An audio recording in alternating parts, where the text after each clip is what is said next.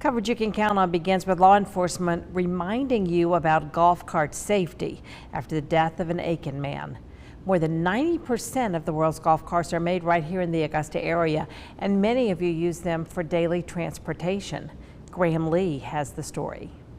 86-year-old Ronald died after a late-night golf cart crash over the weekend. Law enforcement officers say while golf carts are fun to drive, there are rules to follow and there are important safety tips to keep in mind.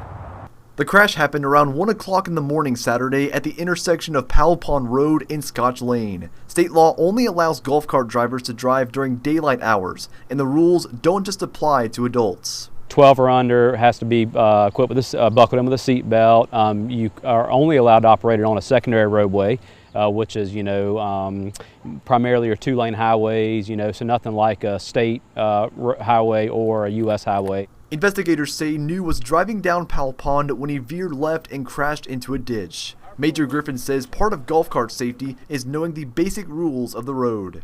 Don't chance to be patient before you're crossing into, entering into a traffic lane, things like that. Don't operate while you're under the influence, things like that. No distracted driving, texting while you're on the golf cart. Make sure you're fully aware of what you're doing when you're operating this golf cart, especially on these public streets.